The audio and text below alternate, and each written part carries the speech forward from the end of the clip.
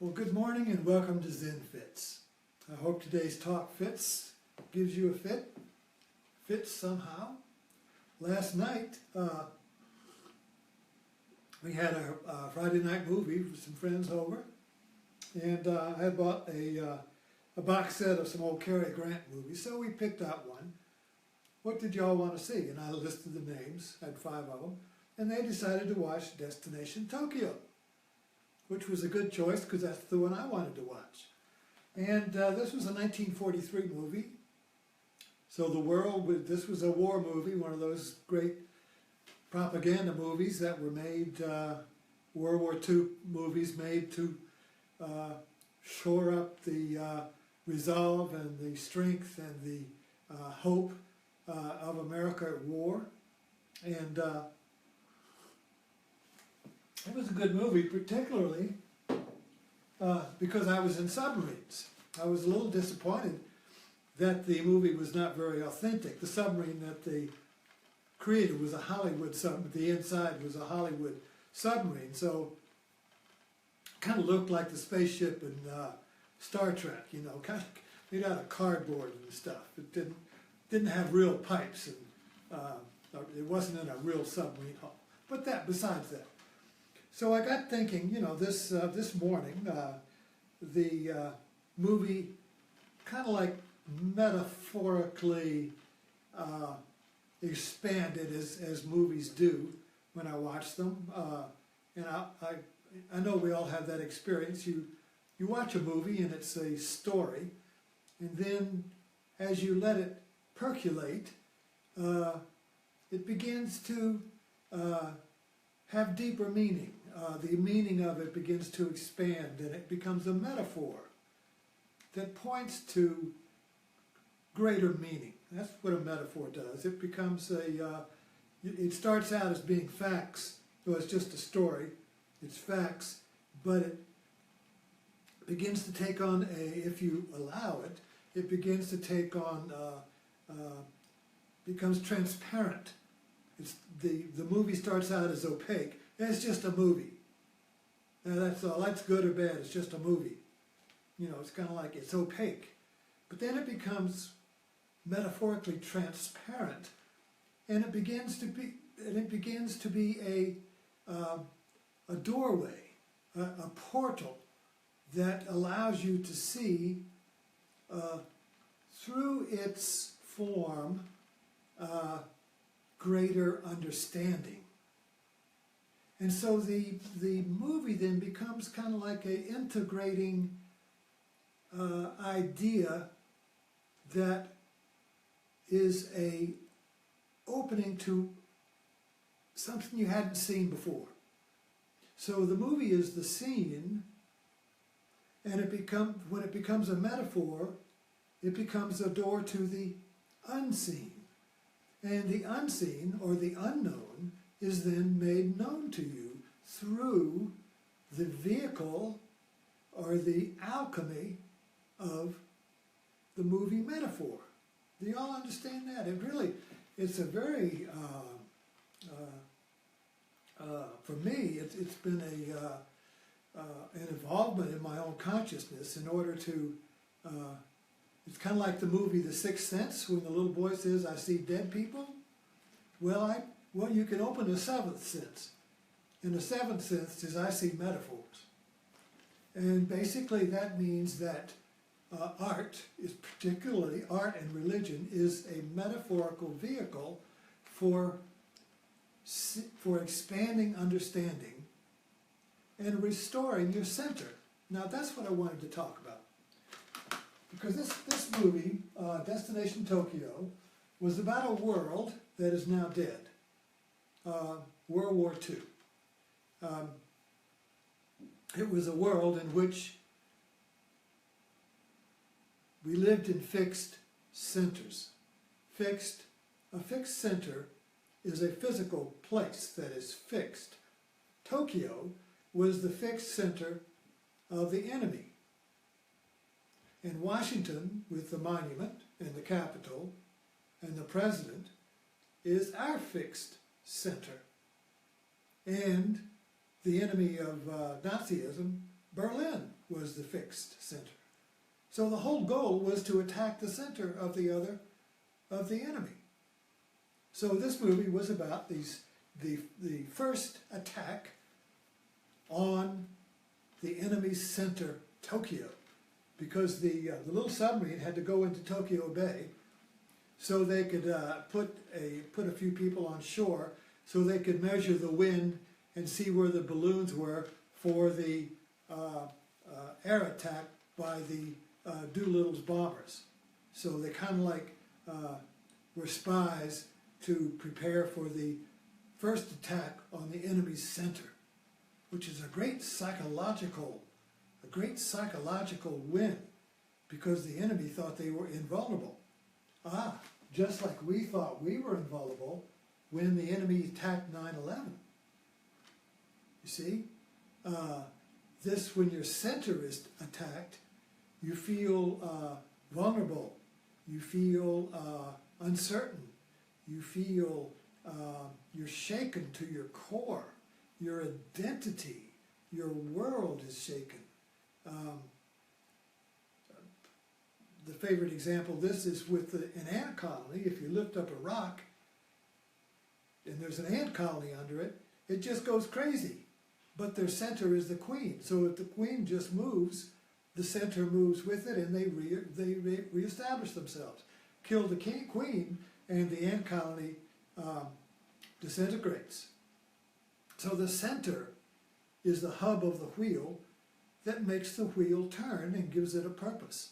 All the spokes of a wheel, you see, integrate on the center. So the center is the most important thing for life itself. The heart is the center of the body. But anyway, so this whole, I got to thinking, about this world we used to live in.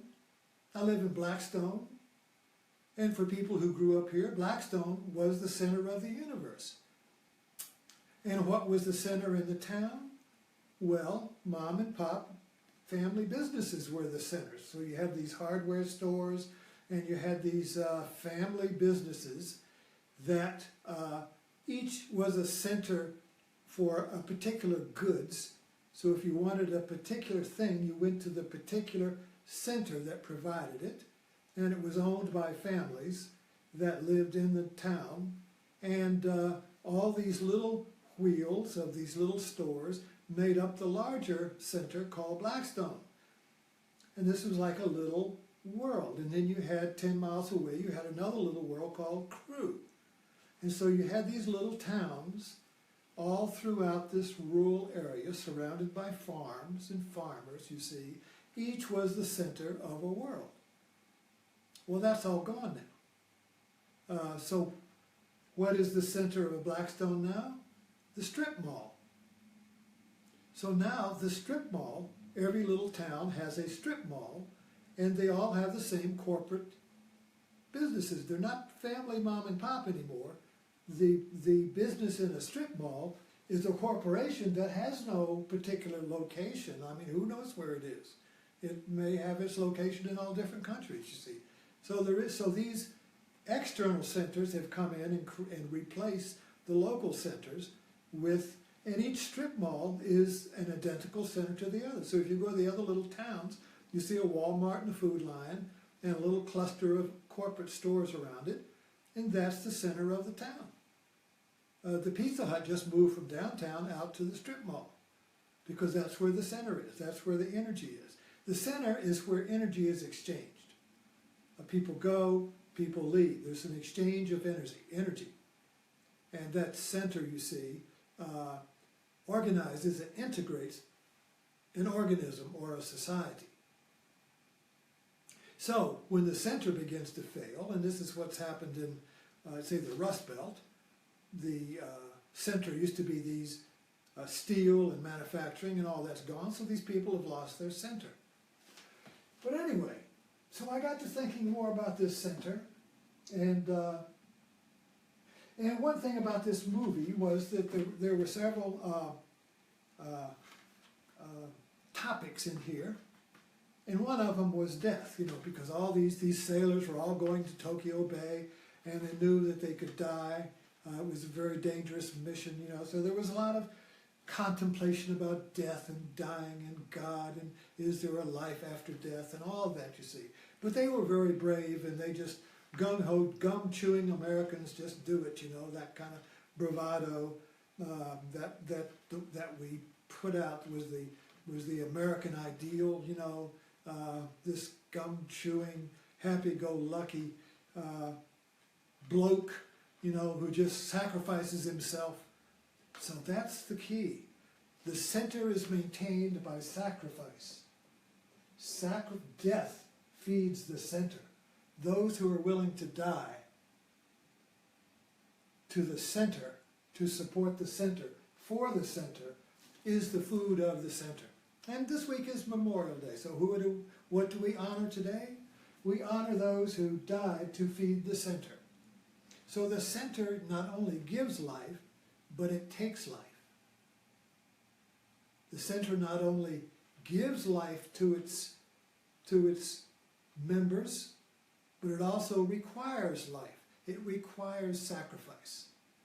So in order to create a center, you have to give up some churches, for instance, tithe. A church is a center. What maintains the church? Well, you have to give to it. You have to give symbolic death, which is money. You don't have to actually kill yourself, although ancient religions required that. Aztecs, for instance, required physical sacrifice.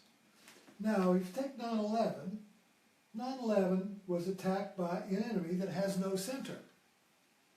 There's no Tokyo for the attackers of 9/11. They lived in some caves in Afghanistan. But this was a new world here. There is no physical center for terrorism. We try to make a physical center and say, oh, well, it's Islam, and the center of Islam is Mecca, and the center of Mecca is the Kaaba, so that's the center. Just go bomb that and you'll get rid of it. No, that won't work. There is no physical center in today's enemy. I was just watching TV with Manchester, you know, and they're looking for they're trying to get rid of this enemy that created this bomb, and it's not one person, it's a network. So it's kind of like a strip mall, in the sense that it created itself locally, but its source is a larger center that has no center. So we're constantly trying to find local manifestations of a little network of the other, the enemy, and exterminate that, you see. But it never gets rid of the queen bee. It never gets rid of the queen ant. The queen ant has no location. Where is the ant queen? Now, in the destination Tokyo, the ant queen was Tokyo. It was a physical place. So if you go destroy Tokyo, which they bombed the hell out of it, you see, the idea is that you will get rid of the enemy. So the world has changed from physical local centers that you can identify as the enemy center. I know in Crewe and Blackstone and Nottoway County, there's great rivalry between Blackstone and Crewe. It was always amusing to me that back in the newspapers of the 30s, when I used to work at the local newspaper here, every week I would write from the record column, and I'd go back in the old newspapers and report how it used to be. And it was in the 30s, it was big news. Well, that got you in the personnel column if such and such family motored to Crewe this weekend. Well, it was news if you drove 10 miles to Crewe. You motored to Crewe. And I just thought that how things have changed, you see. And so this idea of the center that needs sacrifice in order to maintain it now, the centers we live in now, politically, are political centers, are religious centers, are stories. They're not located in any particular place. Catholicism has always had a physical center, which is the Pope and Rome. Protestantism doesn't have a fixed center. So Protestantism is more like strip malls, in the sense that every town has its reproductions of the center as the church and the portable center of the Bible. So I have a friend who has a Bible on his dashboard. Well, that's a portable center. Wherever you go, you've got the center with you, you see. So it's this idea of the center makes me feel secure. The center organizes my reality. It's a fixed point around which all the data and the information and the incoming can be organized, you see.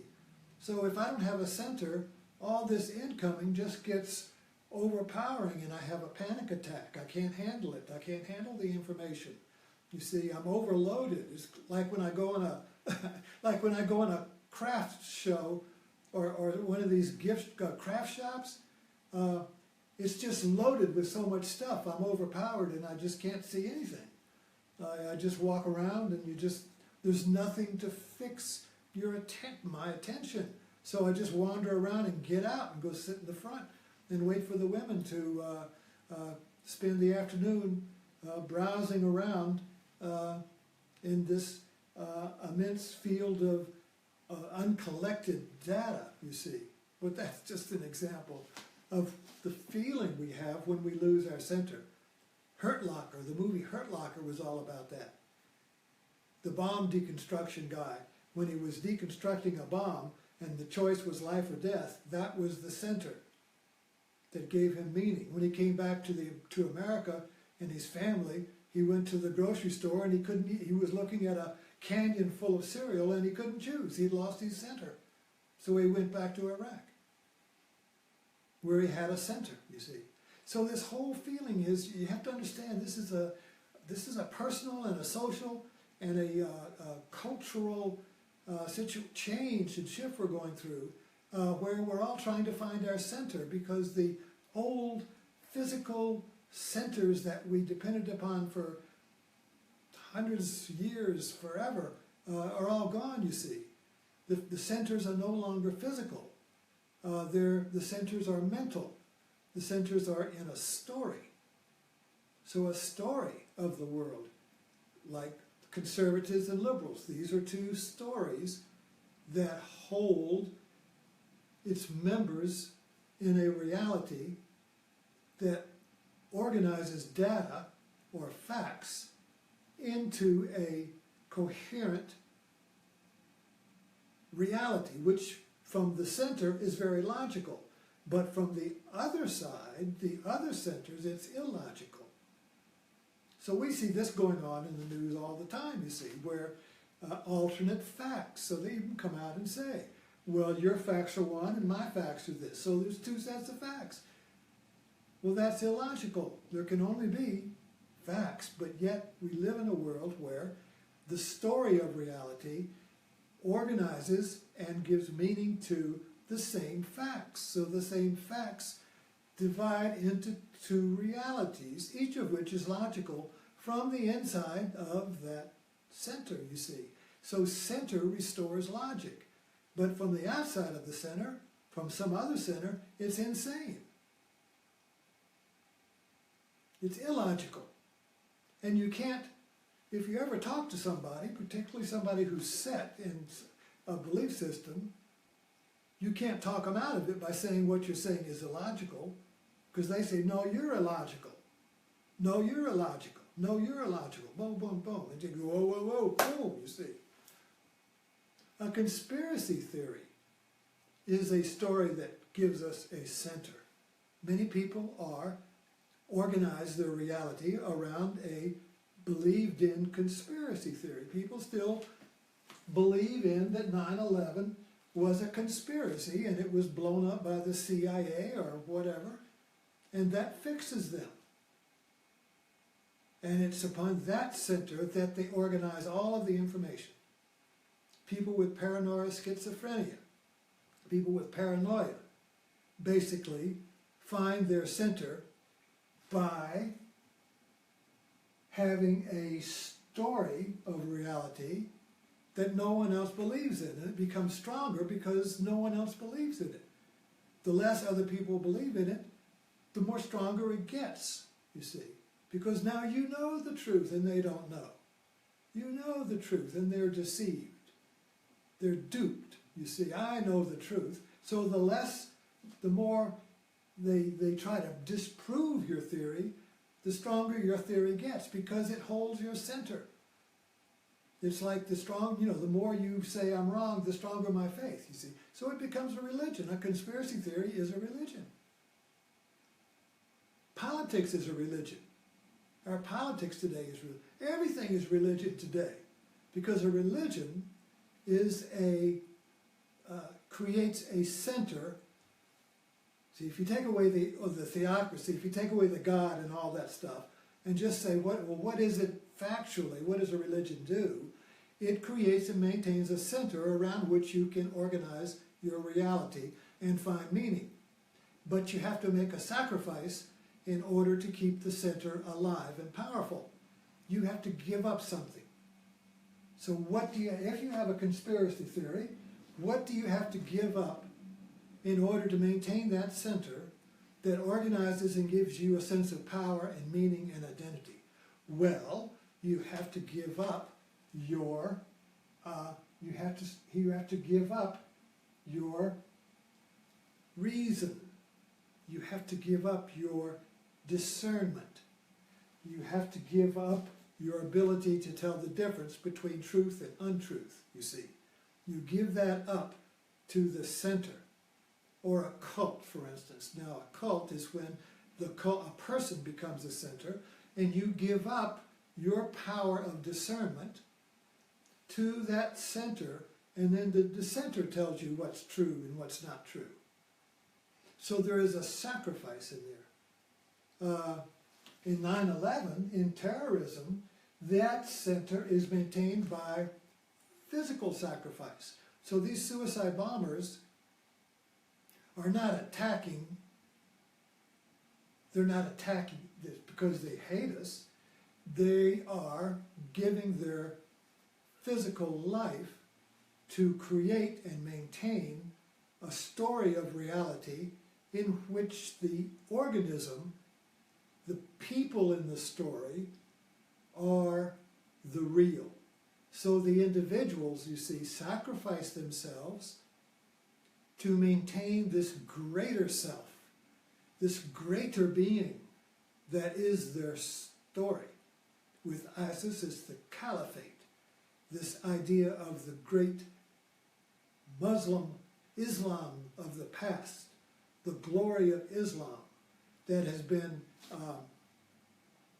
connected through a lineage back to the first founder, Muhammad, you see. So this is a story of greatness that is created and maintained that makes its members feel great and glorious, but it's maintained through sacrifice.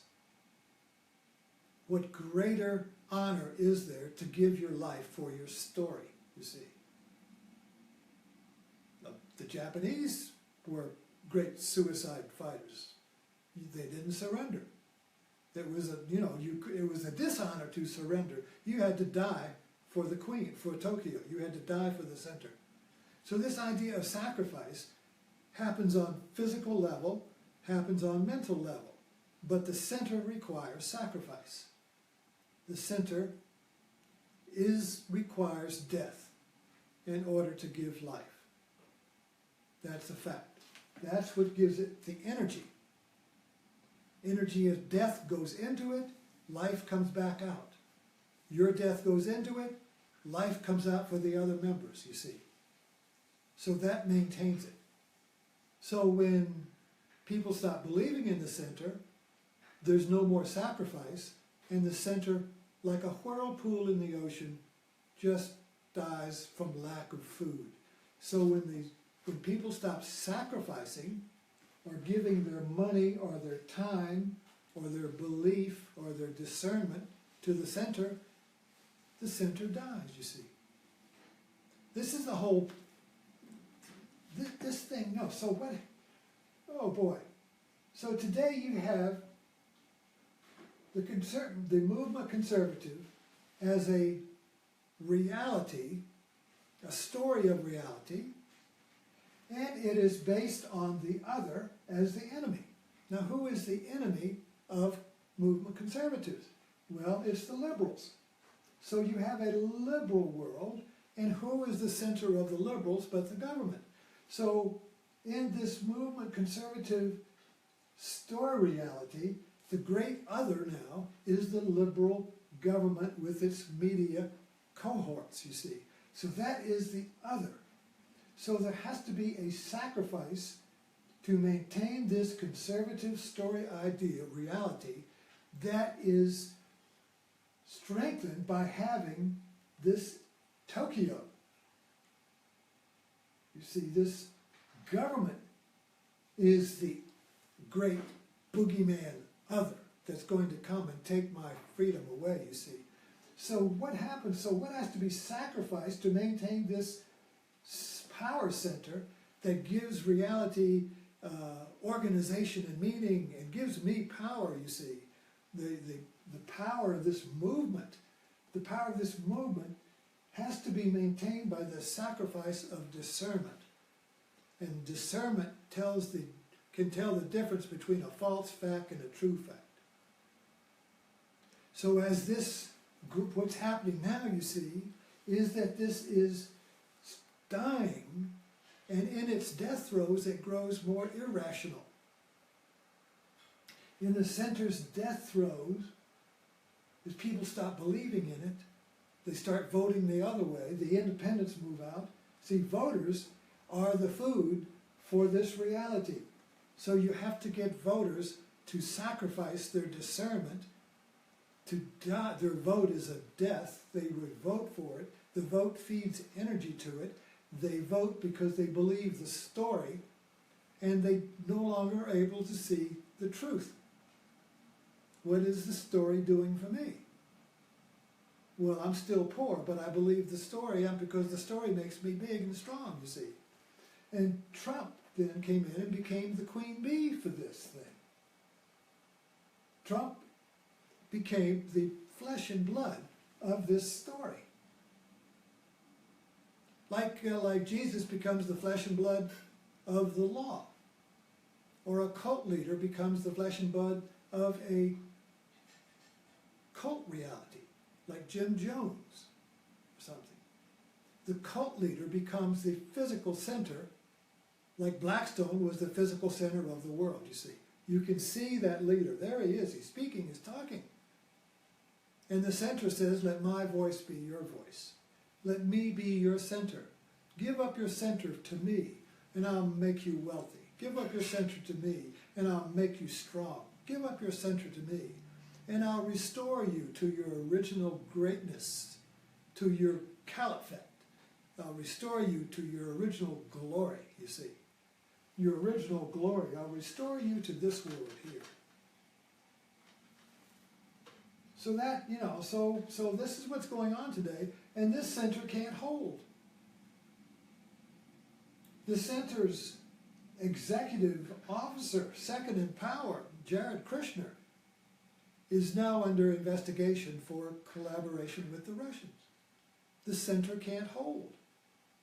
So what's going to happen to movement conservative now that it deferred before Trump, movement conservative had no center.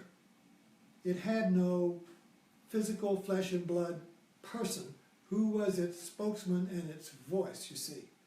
So when Trump came into being, the Republican Party, the movement conservatives, made a bargain. He will bring us to power because he can attract belief and votes. He is an energy creator. You see. So they defer before Trump, movement conservative was pure philosophy, pure story. There was no single person running it. It was a story, an idea, you see. Kind of like, I hate to draw this comparison, but there was no one thing you could take down to remove movement conservative. So when Trump embodies movement conservative, says, I am the center, now you have a target. Now you got a Tokyo. You see, and so, but this center is fallible. This center is cracking up. The center is not holding. And so what's going to happen to movement conservative when Trump falls, you see? What will happen to America? So this will be, we don't know. It'll be the creation of a new America, in that the forces of power will reorganize around new centers. When the old center drops, a new center must be born. When the old center dies and people stop sacrificing their blood and their money to it, and their belief and their soul even, when that center dies, a new center is born, because we must have a center. Otherwise, we're just living in a snowstorm of flakes, you see. We lose orientation, there's nothing to fix ourselves to. There's no North Star, there's no lighthouse, there's no center within or without. And that is psychosis, the great terror, you see, of having no center. So this is where we are today. We're in a transitional period where one center is collapsing and the new one has not yet been born. Isn't that great? Happy Memorial Day.